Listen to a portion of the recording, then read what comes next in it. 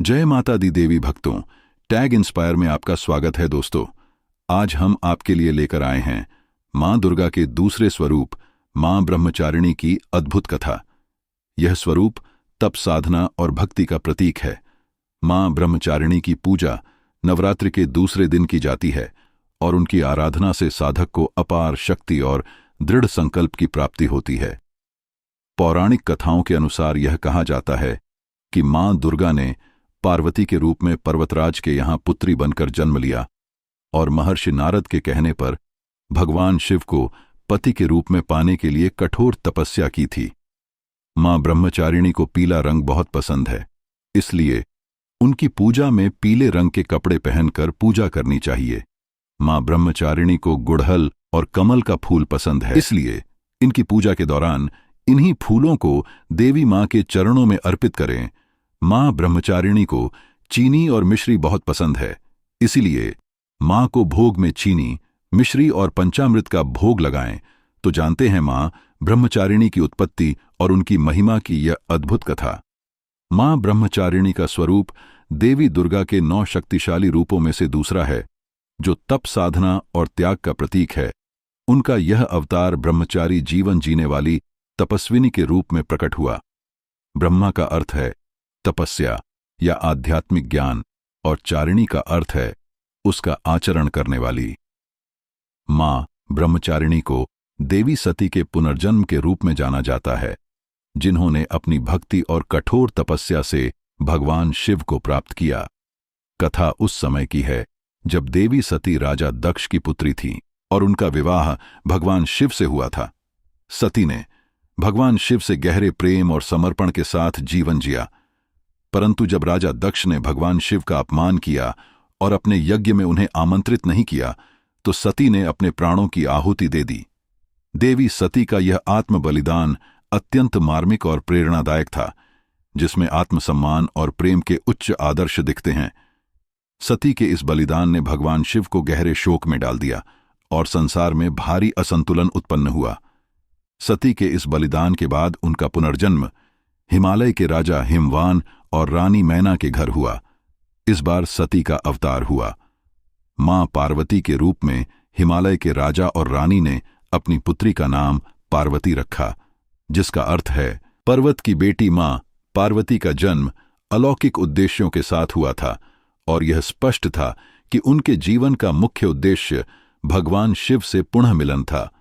माता पार्वती का यह जन्म उन्हें देवी सती के जीवन की अधूरी यात्रा को पूर्ण करने के लिए था। मां ब्रह्मचारिणी का तप और साधना केवल उनके लक्ष्य को प्राप्त करने की दिशा में एक माध्यम नहीं था, बल्कि यह आत्मसमर्पण और भक्ति का एक अद्वितीय मिसाल थी। उन्होंने जब भगवान शिव को पाने का संकल्प लिया, तो वे पूरे आत्मविश्वास और धैर्य के साथ तपस्या के मार्ग पर अग्रसर हो गई। शुरुआत में मां ब्रह्मचारिणी ने अपने सामान्य जीवन को ही साधना का हिस्सा बनाया। वे नियमित रूप से ध्यान, पूजा और तपस्या करती थीं। धीरे धीरे उनकी साधना का स्तर ऊंचा होता गया। उन्होंने कठिन तप का मार्ग अपनाया और अपने जीवन को भगवान शिव की भक्ति में समर्पित कर दिया। इस कठोर तपस्या की शुरुआत में मां ब्रह्मचारिणी ने केवल फल फूल खाकर जीवन यापन किया। वे प्रतिदिन गहन ध्यान में बैठती और भगवान शिव के प्रति अपनी अपार भक्ति प्रकट करती। समय बीतने के साथ उन्होंने अपना आहार और भी सरल बना लिया। अब वे केवल पेड़ों के पत्ते और जल ग्रहण करने लगीं। उनकी तपस्या इतनी कठोर थी कि उन्होंने अपने शारीरिक सुख सुविधाओं का पूर्ण त्याग कर दिया। मां ब्रह्मचारिणी की साधना और तपस्या हजारों वर्षों तक चलती रही। इस दौरान उन्होंने अपना संपूर्ण जीवन तप, ध्यान और योग में समर्पित कर दिया। उनकी तपस्या इतनी प्रबल थी कि इससे देवताओं तक को अचंभा होने लगा। उन्होंने न केवल अपने शारीरिक कष्टों को सहा, बल्कि अपनी मानसिक और भावनात्मक दृढ़ता से भी यह सिद्ध किया कि सच्ची भक्ति से कुछ भी असंभव नहीं है। कई वर्षों तक फल फूल खाने के बाद वे धीरे धीरे पूरी तरह से निराहार हो गए। उन्होंने भोजन और जल का भी त्याग कर दिया। अब वे केवल वायु और धूप पर ही जीवन यापन करने लगी। उनकी तपस्या इतनी कठिन हो गई कि वे पूरी तरह से प्राकृतिक तत्वों पर निर्भर रहने लगीं। मां ब्रह्मचारिणी का यह त्याग और तपस्या संपूर्ण ब्रह्मांड में गूंजने लगा उनका संकल्प और धैर्य अधिक था। उनकी तपस्या के कारण चारों ओर की प्रकृति तक हिल गई। उनकी इस कठोर तपस्या से पृथ्वी, आकाश और पाताल तक हिल गए थे। आर्षि, मुनि, देवता और साधक उनके तप की गहराई से चकित हो गए थे। उनकी साधना को देखकर देवताओं ने भी उनसे आशीर्वाद मांगना शुरू कर दिया। उनकी भक्ति और तपस्या ने भगवान शिव को भी प्रभावित कर दिया। इस कठोर तपस्या और तपस्विनी जीवन से मां ब्रह्मचारिणी ने यह सिद्ध किया कि यदि जीवन में किसी भी लक्ष्य को प्राप्त करना हो तो तप, त्याग, समर्पण और धैर्य अत्यंत आवश्यक है। वे इस बात की प्रतीक थीं कि चाहे रास्ता कितना भी कठिन क्यों ना हो, यदि सच्ची भक्ति और समर्पण हो तो सफलता अवश्य मिलती है। उनकी तपस्या से यह संदेश मिलता है कि कोई भी असंभव कार्य तप और धैर्य से संभव किया जा सकता है। मां ब्रह्मचारिणी का तप और समर्पण न केवल भगवान शिव को प्रभावित करने के लिए था, बल्कि यह एक महान संदेश था कि जीवन में सच्ची भक्ति और समर्पण के बिना किसी भी लक्ष्य को प्राप्त करना संभव नहीं है। उनकी तपस्या एक ऐसा उदाहरण प्रस्तुत करती है जो यह सिखाती है कि जीवन में धैर्य और त्याग के महत्व को कभी भी नकारा नहीं जा सकता। मां ब्रह्मचारिणी का यह रूप हमें यह सिखाता है कि सच्ची भक्ति और तपस्या से किसी भी असंभव कार्य को प्राप्त किया जा सकता है। मां ब्रह्मचारिणी की यह कथा केवल भगवान शिव और उनके प्रेम की ही नहीं है, बल्कि यह उस अधिक तप और साधना की भी है जिसने समस्त सृष्टि को हिला दिया था।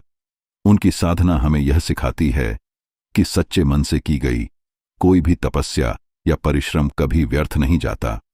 मां ब्रह्मचारिणी का स्वरूप अत्यंत शांत, सौम्य है। उनके एक हाथ में जपमाला और दूसरे हाथ में कमंडल है, या उनके तप और साधना का प्रतीक है। उनके वस्त्र साधारण और सफेद होते हैं, जो पवित्रता और त्याग का प्रतीक है।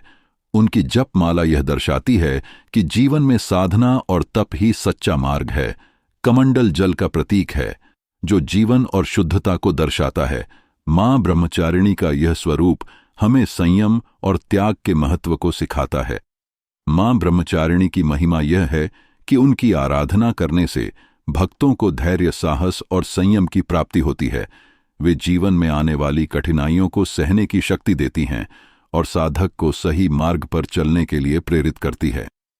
नवरात्रि का दूसरा दिन मां ब्रह्मचारिणी को समर्पित होता है। इस दिन साधक उनका ध्यान करके अपने जीवन में तप, साधना और आत्म अनुशासन का पालन करने का संकल्प लेते हैं। मां ब्रह्मचारिणी की पूजा विधि अत्यंत सरल और शुद्ध होती है। पूजा में साधक सबसे पहले अपने मन और शरीर को शुद्ध करके मां ब्रह्मचारिणी का ध्यान करते हैं। उन्हें सफेद फूल, अक्षत, धूप, दीप और नैवेद्य अर्पित किया जाता है। सफेद रंग मां ब्रह्मचारिणी का प्रिय रंग है, जो पवित्रता और साधना का प्रतीक है। मां ब्रह्मचारिणी की पूजा से भक्तों को मानसिक शांति और आत्म संयम की प्राप्ति होती है। उनकी आराधना से जीवन में सफलता के लिए आवश्यक धैर्य और साहस मिलता है। वे हमें यह सिखाती हैं कि कठिन परिश्रम में भी हमें अपने ध्येय से विचलित नहीं होना चाहिए। मां ब्रह्मचारिणी की महिमा अनंत है। वे तप, संयम और त्याग का साक्षात स्वरूप हैं। उनकी कथा हमें यह सिखाती है कि जीवन में किसी भी लक्ष्य को प्राप्त करने के लिए आत्मानुशासन और तपस्या अनिवार्य है। अब हम आपको मां ब्रह्मचारिणी की पूजा की विधि और उनसे संबंधित प्रमुख मंत्रों के बारे में बताएंगे। मां ब्रह्मचारिणी की पूजा विशेष रूप से नवरात्रि के दूसरे दिन की जाती है, लेकिन भक्त किसी भी दिन उनका ध्यान और पूजा कर सकते हैं। पूजा की शुरुआत में साधक को अपने मन और शरीर को शुद्ध करना चाहिए। पूजा का स्थल साफ करके वहां मां ब्रह्मचारिणी की प्रतिमा या चित्र स्थापित करें। उसके बाद साधक मां ब्रह्मचारिणी का ध्यान करके निम्नलिखित मंत्रों का उच्चारण कर सकते हैं। ददा नाम कर, पद्मा, व्याम अक्षमाला, कमंडलु देवी, प्रसिद्ध मई ब्रह्मचार्य अनुत्तमा। इस मंत्र का जाप करने से साधक को मानसिक शांति, धैर्य और संयम की प्राप्ति होती है। मां ब्रह्मचारिणी की पूजा में सफेद फूलों का प्रयोग किया जाता है। पूजा के अंत में भक्त मां ब्रह्मचारिणी से अपने जीवन में शांति, संयम और धैर्य की प्रार्थना करते हैं। मां ब्रह्मचारिणी की कथा से हमें यह सीखने को मिलता है कि जीवन में कोई भी उद्देश्य तब तक पूर्ण नहीं हो सकता जब तक हम उसमें तप और समर्पण नहीं डालते।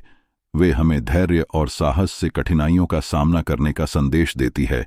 मां ब्रह्मचारिणी का जीवन यह सिखाता है कि जीवन में साधना और संयम का विशेष महत्व है। कठिन परिस्थितियों में भी हमें अपने आत्मविश्वास को नहीं खोना चाहिए और निरंतर अपने लक्ष्य की ओर प्रयासरत रहना चाहिए। उनकी आराधना से हमें अपने जीवन में समर्पण, अनुशासन और आत्मबल की प्राप्ति होती है, जो हमें हर कठिनाई से पार पाने में सहायक होती है। मां ब्रह्मचारिणी की आराधना से हमें कई आध्यात्मिक और मानसिक लाभ प्राप्त होते हैं। उनकी पूजा और ध्यान करने से भक्त को मानसिक शांति, आत्मबल और कठिनाइयों से जूझने की शक्ति मिलती है। आइए जानते हैं उनकी आराधना से कौन कौन से लाभ मिलते हैं। मानसिक शांति। मां ब्रह्मचारिणी की पूजा से मन को शांति और स्थिरता प्राप्त होती है। वे भक्त को चिंता और भय से मुक्ति दिलाती हैं, जिससे जीवन में आने वाली कठिनाइयों का सामना करना आसान हो जाता है। आत्म संयम और धैर्य। मां ब्रह्मचारिणी की साधना से व्यक्ति में आत्म संयम और धैर्य का विकास होता है। कठिन परिस्थितियों में भी धैर्य से काम लेने की शक्ति प्राप्त होती है, जिससे व्यक्ति सही निर्णय ले सकता है। आत्मबल और आत्मविश्वास। उनकी आराधना से भक्त को आत्मबल और आत्मविश्वास की प्राप्ति होती है। जब व्यक्ति का आत्मविश्वास मजबूत होता है, तो वह जीवन में आने वाली हर चुनौती को सफलतापूर्वक पार कर सकता है। मां ब्रह्मचारिणी का जीवन और उनकी तपस्या हमें यह संदेश देती है कि जीवन में कठिनाइयां आएंगी, लेकिन अगर हम अपने मार्ग से नहीं भटकते और धैर्यपूर्वक आगे बढ़ते हैं, तो हमें सफलता जरूर मिलती है। उनका तपस्वी जीवन हमें संयम, धैर्य और आत्मबल सिखाता है, जो जीवन में हर मुश्किल को पार करने के लिए आवश्यक है। मां ब्रह्मचारिणी यह भी सिखाती हैं कि साधना और तपस्या केवल भौतिक साधनों से नहीं होती, बल्कि यह एक आंतरिक यात्रा है, जहां हमें अपने भीतरी शक्तियों को पहचानकर उनका सही दिशा में उपयोग करना होता है। तो मित्रों, मां ब्रह्मचारिणी की इस अद्भुत कथा से हमें जीवन के महत्वपूर्ण सिद्धांत सीखने को मिलते हैं। धैर्य, तप, आत्मसंयम और समर्पण। अगर हम मां ब्रह्मचारिणी के बताए मार्ग पर चले और उनकी आराधना करें, तो जीवन की हर कठिनाई को पार करना संभव हो जाएगा। आज की यह कथा यही संपूर्ण होती है। अगर आपको यह एपिसोड पसंद आया हो, तो इसे अपने दोस्तों और परिवार के साथ जरूर साझा करें, ताकि वे भी मां ब्रह्मचारिणी की कथा और उनकी महिमा से प्रेरित हो सके। यदि इस कथा को सुनाने या समझाने में हमसे कोई चूक हुई हो, तो मां भगवती हमारी भूल को क्षमा करें। जय मां ब्रह्मचारिणी। अगले एपिसोड में हम मां दुर्गा के किसी और स्वरूप की कथा लेकर आएंगे।